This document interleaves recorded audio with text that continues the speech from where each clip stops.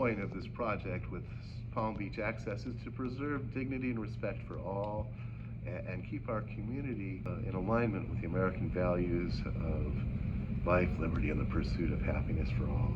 When people experience so much cruelty, what I call DICS, detrimental intentional cruelty of knaves, hate, it breeds more hate. And we need the values of kindness, fairness, empathy, and trust. And when I had a suicide right on my block in Palm Beach, tragedy in Palm Beach, I was very distraught, as many of my neighbors were. And I've been through a hard time myself in cases. So I've come up with some suicide prevention artwork, which is based on the idea of a flying checklist. And here on the front page, you see JFK as a pilot. I'm a pilot as well. He went into what we call a graveyard spiral. And this is an emotional an analogy to the flight characteristic.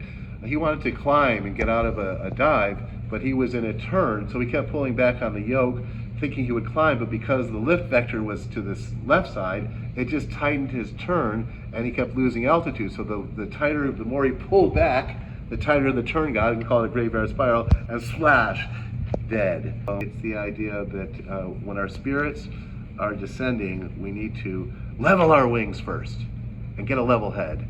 And I think this checklist can do that with the idea of lock it if you have a weapon. And my friend John killed himself with a weapon. And if you have a gun, you're not going to use it if it's locked. And if you have medicine, unstock it.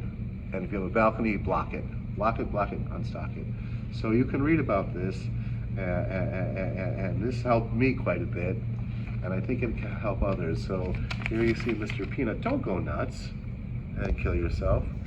Adjust your attitude and level your wings. These are flying analogies, so I'll let you read through it, and let's come together and see that this sort of thing doesn't happen. Because if we have more divisiveness, it well may breed that kind of hate. Let's have the love of Muff transcend the hate of dicks.